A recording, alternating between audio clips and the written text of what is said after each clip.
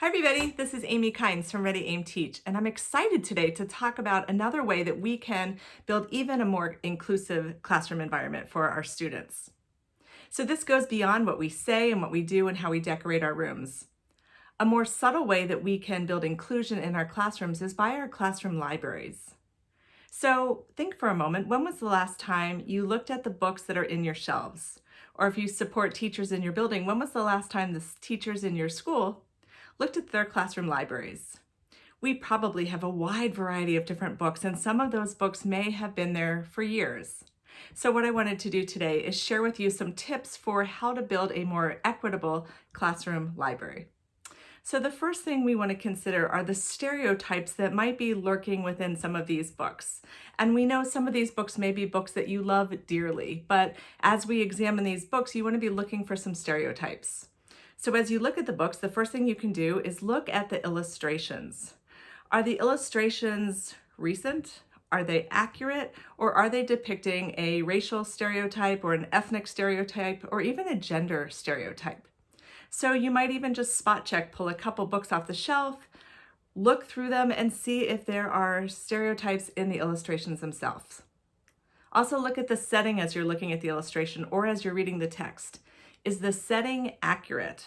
Sometimes what we find as we look through children's literature is the setting makes a generalization, and it makes a generalization for a whole group of people. And actually that's not true. So it's only for one group of people within a racial group or within an ethnic group. So we have to be careful that we're not sending the message that this setting is true for an entire group of people. So you can look for that as you're looking through your different books in your classroom libraries. You also want to think about something called tokenism. And what that means is they're just one token person of a particular group. When there's just one person, we run the risk of sending a message that that person speaks for the entire group.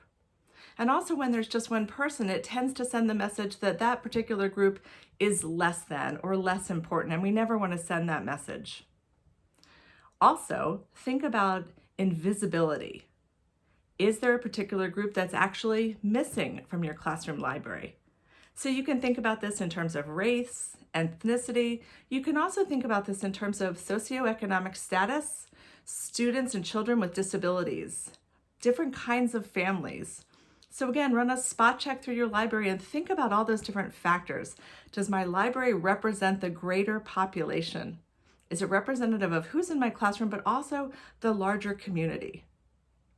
Second, you want to think about the storylines that your classroom library represents. Think about the different power dynamics. So who in your books is in power? Are they always white males, or are females also in power? Or is the female or people of color, are they playing a more subordinate role in your books? You want to be thinking about patterns here. In addition to this, you also want to think about the different kinds of achievement. Who is making the achievements? When you look at your books, consider the women and children in your books.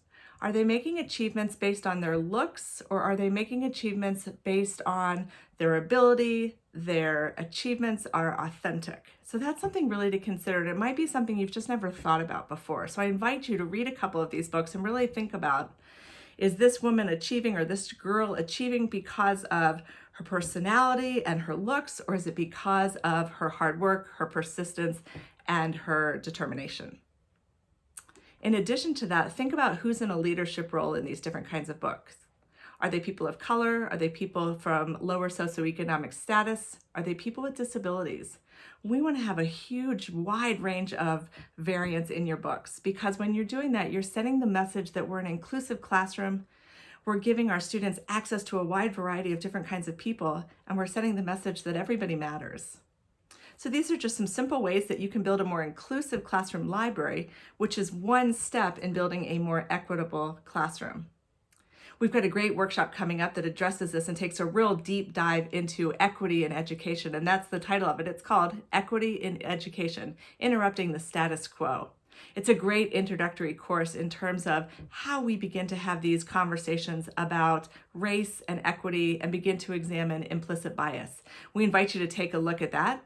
We're also including a terrific resource for examining classroom libraries at your school and beyond.